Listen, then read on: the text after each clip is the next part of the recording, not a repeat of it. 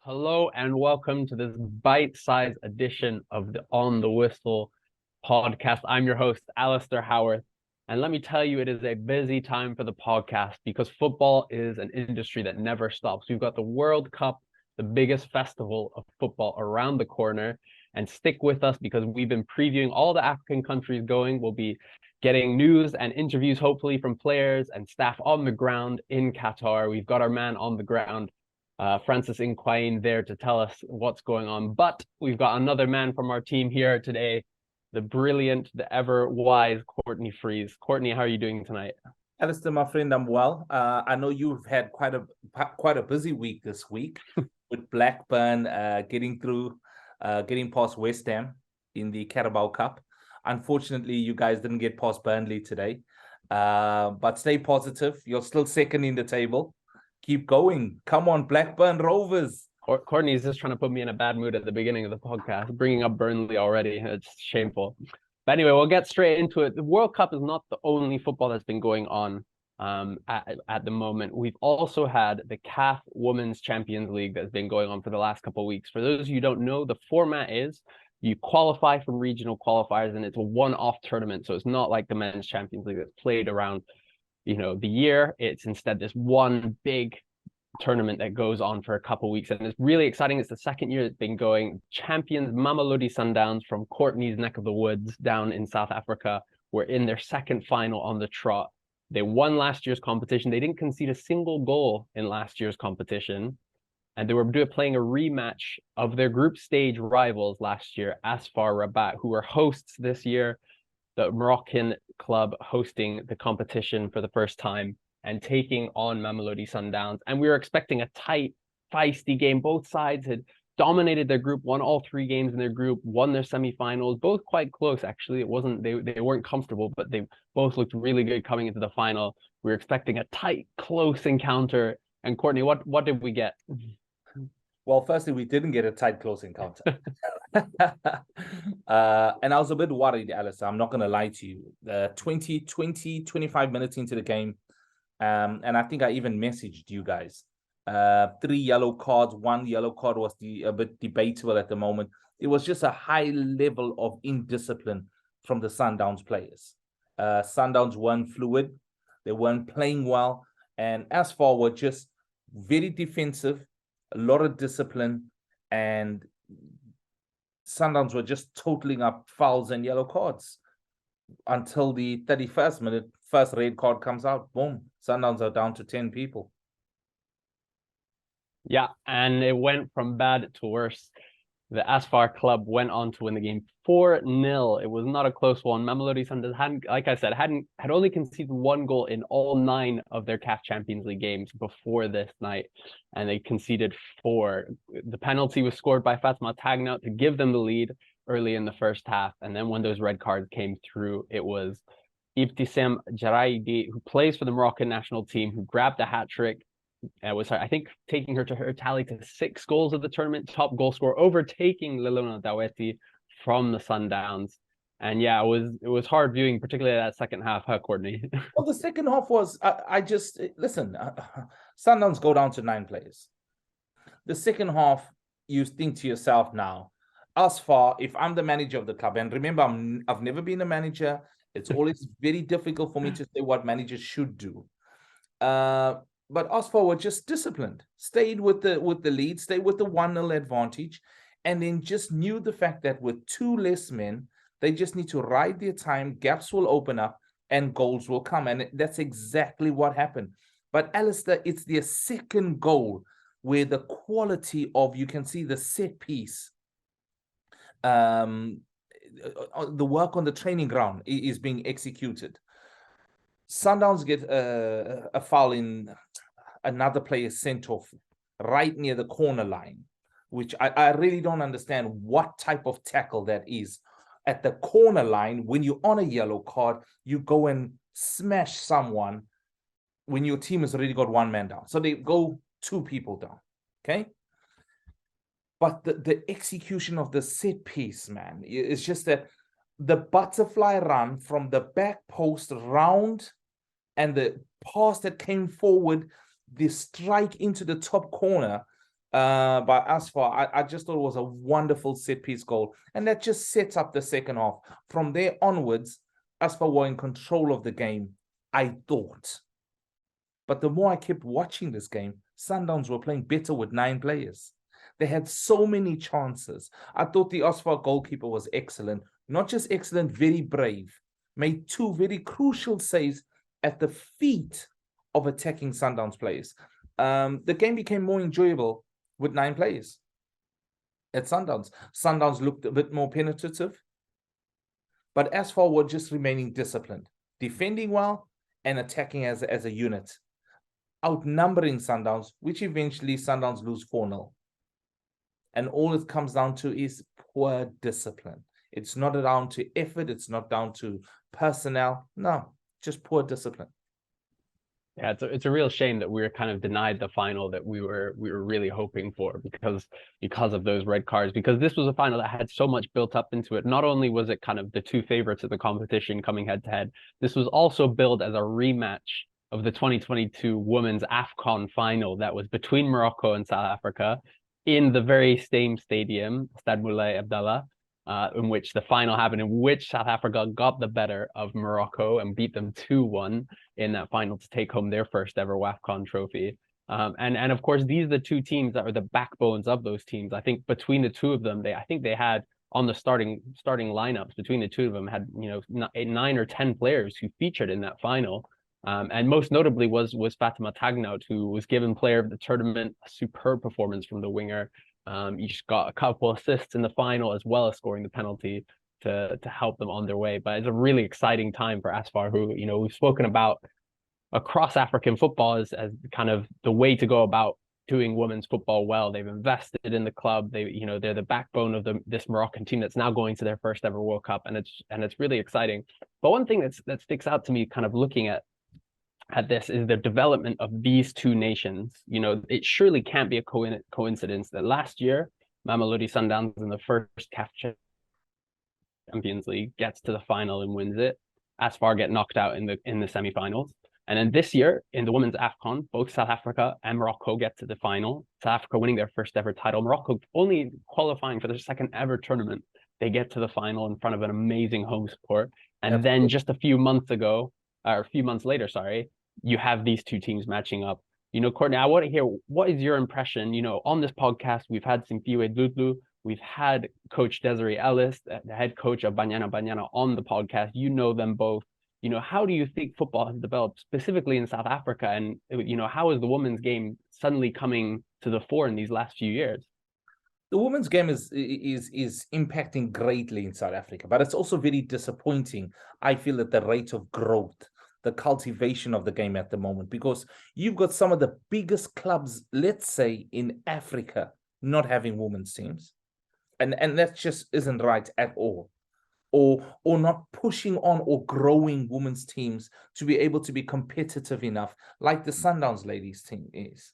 Now, you can't deny the quality that's in that side. If you look at the structure, if you look at what the team is made of, and an upcoming guest of ours, which is Simone Connolly, who was part of the bench today, is the biokinetics for the Sundowns team. So you can look at the investment being put into the growth of the female game in South Africa, but only in certain areas. Now, Coach Desiree Ellis, Coach Simpiwe Dudlu will be talking about, yes, but we need these players to be competitive in competitive games, playing week in, week out, and that's how the game will grow. This is how South Africa gets better. Because as you know, South Africa were in Europe not so long ago, played the Socceroos, lost 4-0. But this is the pathway of growth in trying to get better. But in order for you to try and get better, you need to have a competitive league in South Africa amongst giants playing week in, week out. And this is something we don't have at the moment. But this is something we should be getting, especially for the likes of Orlando Pirates, which is a brand name like no other. Kaizer Chiefs, which is a brand name like no other.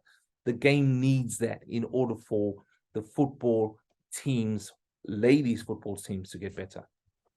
100%. And every time, when I was in Morocco this summer covering the women's AFCON, every time I'd speak to Coach Desiree, she'd always be talking, this isn't enough. We need more. Even after winning the final, winning the trophy, she was giddy like a schoolgirl, but she still would be able to turn it on and say, we still need more. We need more investment. And I think this is again a really interesting parallel between these two sides, because both Mamelodi Sundowns and Asfar Rabat have completely dominated their countries, cleaning up title after title in the women's game.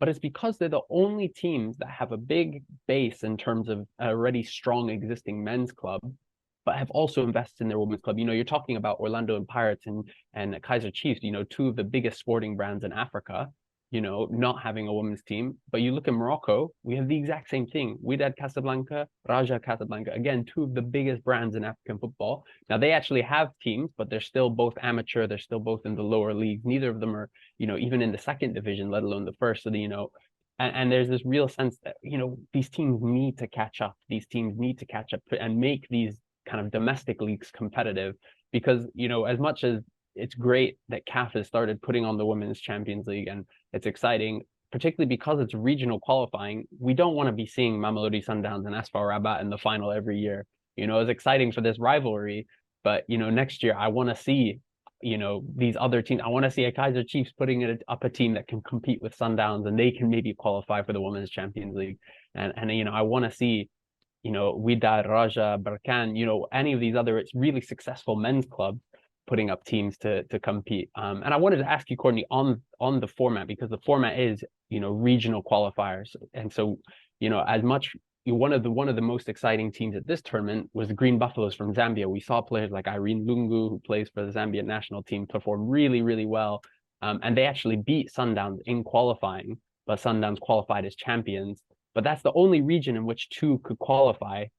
We missed out on Hasaka's Ladies, who got to the final last year from Ghana, because they didn't qualify. They lost in the qualifiers, which is a one-off tournament, which Bayelsa Queens kind of won in the kind of Nigerian Ghanaian region.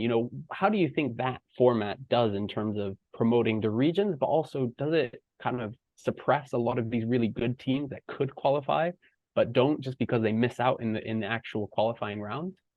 Well, I think you've raised maybe one or even two questions in what you've just brought up there. Is the format. You must take into account then the continent is a huge continent, and we're trying to get everybody squeezed into this one tournament to be able to create this really celebration of excellent football. Okay, so the format is always going to be a dicey point. I think this is why the CAF Champions League, even for the men's tournament, that format's been looked at as well. What is the best format currently to enable the best teams to get to the front and consistently perform? What is the solution to that?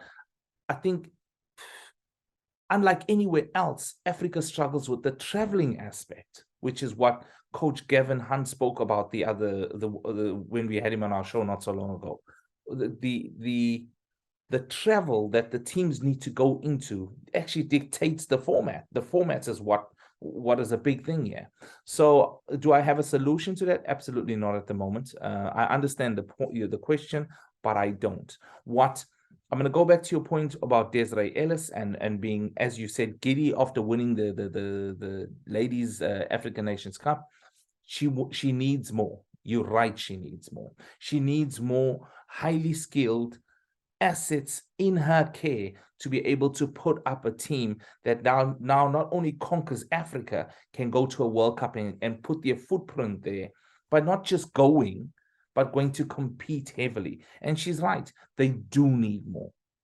And this is what we are talking about at the moment.